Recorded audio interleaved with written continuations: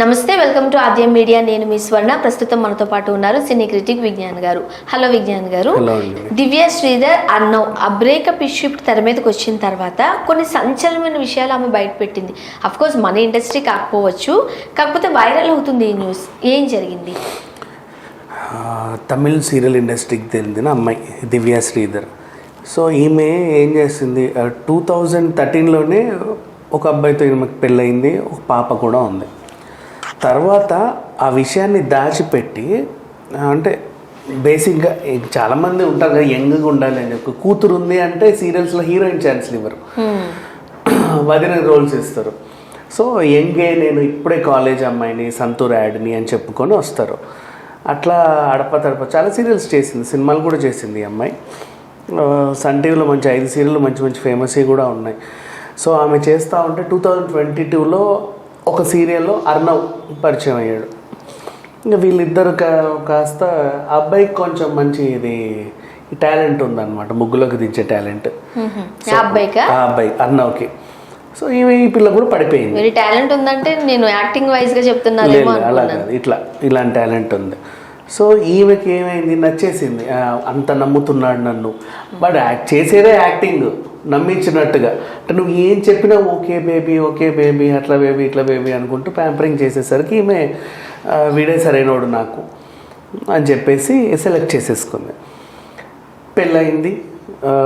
వీళ్ళకి పెళ్ళైన తర్వాత ఈయనతో కూడా ఈమె ప్రెగ్నెంట్ అయింది.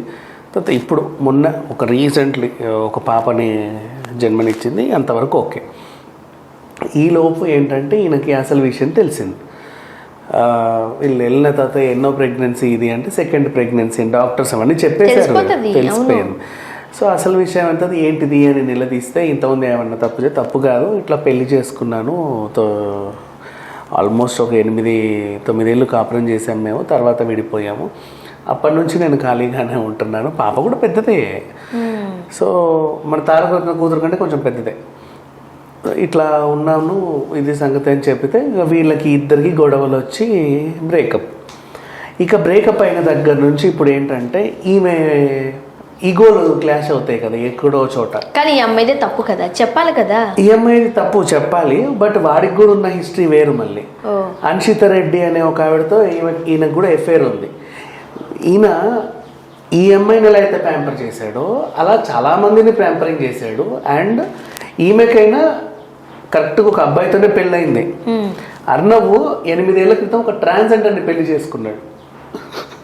అవునా? ట్రాన్స్జెండర్ని పెళ్లి చేసుకుని తెలుసా?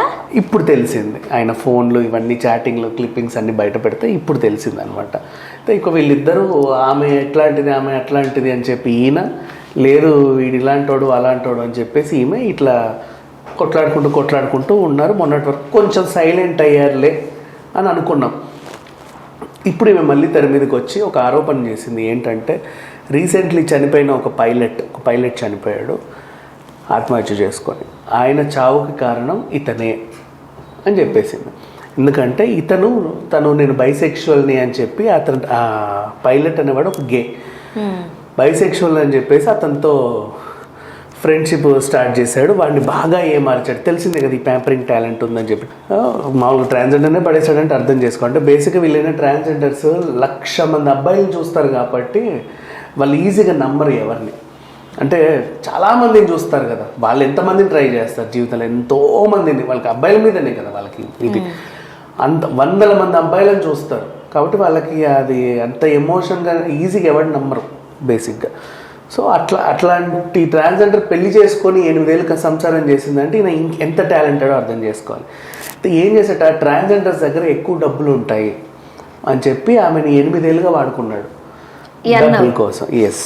ఆ తర్వాత ఇప్పుడు ఈ పైలట్, ఆయన పైలట్ వెల్ సెటిల్డ్, కాకపోతే వాడికి ఉన్నది ఒక చిన్న ఇది, ఈయన దాన్ని యూటిలైజ్ చేసుకున్నాడు. అందంగా ఉన్నాను నేను, వాడు బాగానే ఉన్నాడు అని చెప్పి అతనితో కమిట్ అవ్వడం, చాలా వరకు అతని దగ్గర డబ్బులు తీసుకోవడం, వాడి శాలరీ అంతా యూజ్ చేసుకోవడం, అతనితో కాస్ట్లీ గిఫ్ట్లు కొనిపించుకోవడం, అప్పుడప్పుడు వెళ్ళి కలుస్తుండడం. ఇంకా ఇతనికి ఉన్న ఇదేంటంటే ఆ పైలట్ రోజుకు కంట్రీలో ఉంటాడు కదా, ఇటు తిరిగి ఆ సిటీలో ఈ సిటీలో ఉంటారు. ఇట్లా ఇతను కూడా వెళ్ళి వాళ్ళని అక్కడ కలవడము, బాగా ఎమోషనల్గా వీళ్ళు దగ్గర అయ్యి వెళ్ళిన ప్రతిసారి అతనితో షాపింగ్లు చేయించుకోవడం, ఆ సిటీకి వెళ్తే ఆ సిటీలో, ఈ సిటీకి వెళ్తే ఈ సిటీలో, ఎక్కడ పడితే అక్కడ ఇట్లా ఈ రకంగా చేసేసరికి కొంచెం ఆయన ఎమోషనల్ అయిపోయాడు. ఒకరోజు తెలిసిపోయింది ఈయనకి వేరే అమ్మాయితో ఎఫైర్ ఉంది, అన్షితతో ఎఫైర్ ఉంది అని తెలిసిపోయింది. తర్వాత అలాగే ఇంకో ట్రాన్స్జెండర్ని పెళ్లి చేసుకున్నాడు అన్న విషయం తెలిసింది. నేను ఎంతైనా గే కాబట్టి ఇట్లా ఈ గే ఫెస్టివల్స్ ఉంటాయి, అప్పుడు క్వీర్ ప్రైడ్ అని జరుగుతూ ఉంటాయి కొన్ని సిటీస్లో. వాళ్ళ హక్కుల కోసం పోరాడుతూ ఏదో ఒక ఫెస్టివల్ లా చేసుకుంటారు. బేసిక్లీ జూన్ మంత్లో చేస్తారు, అది ప్రైడ్ మంత్ అంటారు దాన్ని. చేసినప్పుడు అనుకోకుండా ట్రాన్స్జెండర్ ఇతన్ని కలవడం, వీళ్ళు ఇట్లా సరదాగా మాట్లాడుకోవడం, నీ బాయ్ ఫ్రెండ్ ఎవరంటే చూడు నేను పెళ్లి చేసుకుంటా వాడు అట్లా ఆ కమ్యూనిటీలో కలిసిపోయి అతను చాలా ఫీల్ అయ్యాడు అప్పటికే. తర్వాత ఎందుకు మరి ఇప్పుడు నీతో కలిసిలేడా అంటే, లేదు వాడు ఇంకో అమ్మాయిని, ఒక హీరోయిన్ పెళ్లి చేసుకున్నాడు, ఇంకో హీరోయిన్తో తిరుగుతున్నాడు, నాకు ఇవి నచ్చక నేను వదిలేశానని చెప్తే ఈ కథలన్నీ తెలుసుకొని ఆ అబ్బాయి సూసైడ్ చేసుకున్నాడు. సో ఆ ఇన్సిడెంట్ని ఈమె ఇప్పుడు తెర మీద తీసుకొచ్చి అతను చావు కారణం ఇతనే, ఇలా చేశాడు, నన్ను మోసం చేశాడు, ఇంకా ఇట్లా చాలామంది అమ్మాయిల్ని మోసం చేశాడు, డబ్బు కోసం ఏదైనా చేస్తాడు, జస్ట్ ఒడ్డు పొడుగు బాగున్నాడు కదా అని చెప్పేసి ఎక్కడ వీలైనంత వరకు అక్కడ డబ్బు కోసం ఎరవేస్తూ ఆ రకంగా ఉంటాడని ఈమె ఆరోపించింది. అతనేమో లేదు నాకు ఈ పాపాలన్నీ తెలియదు, ఈమె నా మీద విడిపోయిన తర్వాత డబ్బులు ఆశించింది, నేను ఇవ్వట్లేదని కావాలని నా మీద ఆరోపణలు చేస్తుంది, ఆల్రెడీ ఒక బిడ్డ పుట్టిన తర్వాత నన్ను పెళ్లి చేసుకుంది ఈమె అబద్ధం దాచి, నాకు నిజం తెలిసి నేను గెంటేసేసరికి ఇప్పుడు నా మీద ఇట్లాంటి ఆరోపణలన్నీ చేస్తుందని చెప్పేసి అతను చెప్పుకురావడం. ఆమెమో ఇది ప్రూఫ్ అది ప్రూఫ్ అని ఏవేవో పెడుతుంది చాటింగ్స్. బట్ ఆ చాటింగ్స్ ఎంతవరకు నిలుస్తాయో తెలియదు. వై? బికాజ్ నేను చేయలేదు, మార్ఫింగ్ అట్లా ఇట్లా చాలామంది చెప్పుకుంటారు, నా ఫోన్ హ్యాక్ అయింది, ఎవరో చేశారు, ఇలాంటివన్నీ చెప్పుకుంటారు. బట్ కేసులు ఎంతవరకు నిలుస్తాయో తెలియదు. బట్ ఇక్కడ ఈ ఆరోపణలు చూసిన తర్వాత ఇప్పుడు తమిళ ఇండస్ట్రీలో, టీవీ ఇండస్ట్రీలో ఒక పెద్ద సంచలనం. అబ్బాయి మొన్నటి అంటే ప్రతి ఆడియన్స్ తమిళ వాళ్ళు సీరియల్ బాగా చూస్తారు తెలుసా నీకు? మనమే తమిళ సీరియల్ డబ్బు అయితే తెలుగులో చూస్తాం కదా, ఆ శివయ్య, పిన్ని, ఇవన్నీ తమిళ డబ్బింగ్ సీరియల్. గాయత్రి, ఏవిఎం వాళ్ళ సీరియల్ అన్ని అవే తమిళ ఫేసెస్. మెట్టెల సవడి ఇవన్నీ తమిళ సీరియల్లే, మనం వాళ్ళు తెలుగులో కూడా చూసేవాడిని. సో వాళ్ళు అక్కడ ఏదైనా సీరియల్ కనెక్ట్ అయిందంటే వాళ్ళు వెంటనే అతుక్కుపోతారు. ఇప్పుడు మన దగ్గర కూడా ఒక సీరియల్ ఉంది, పోలీస్ ఆఫీసర్ వాళ్ళ అమ్మ చెప్పారు, వాళ్ళ నాన్న చెప్పారు అని ఒక అమ్మాయిని పెళ్లి చేసుకుంటారు. అది కూడా తమిళ సీరియల్లే, మనకి ఇక్కడ డబ్బై వస్తూ ఉంటుంది జెమినీలోను దేంట్లోనూ. సో అట్లా వాళ్ళు సీరియల్స్ ఎక్కువ అతుక్కుంటారు. క్యారెక్టర్ కనెక్ట్ అయిందంటే ఇంత. ఇప్పుడు మనకి అప్పట్లో ఇది కథ కాదు పిన్ని వచ్చినప్పుడల్లా రాధికని వాళ్ళ ఇంట్లో మనిషిలా చూసారు. మరి ఇప్పటికీ నువ్వు ఒక సెపరేట్ జోనర్ ని, ఒక సెపరేట్ ఫ్యాన్స్ ని సృష్టించుకున్నారు ఆ మౌనరాగం సీరియల్ వస్తే ఆ మూగ అమ్మాయిని మా ఇంట్లో పిల్లలా చూసుకుంటారు. అప్పట్లో యమలీల సీరియల్ వస్తే ఈమె ఈ విరూపాక్షలో ఉన్న అమ్మాయి యమలీల హీరోయిన్, ఆ అమ్మాయిని కూడా ఓన్ చేసి ఇట్లా కొంతమంది సీరియల్ హీరోయిన్స్ వాళ్ళని ఓన్ చేసుకుంటా ఉంటారు. అట్లా ఈమెని ఆ సీరియల్ అంతా 5 ఏళ్ళు 4 ఏళ్ళు ఓన్ చేసుకున్న తర్వాత ఇది ఇట్లాంటిది, ఈమె ఇలాంటిది, వీడి ఇలాంటి వాడు అని తెలిసిన తర్వాత ఇప్పుడు ఆ సీరియల్ రేటింగ్ అమాంతం పడిపోయింది. ఇంకా ఆపే సిచ్యువేషన్కి వచ్చేసినాయి వీళ్ళు నటించే సీరియల్స్ అన్ని.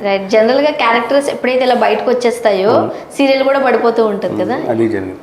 Thank you so much.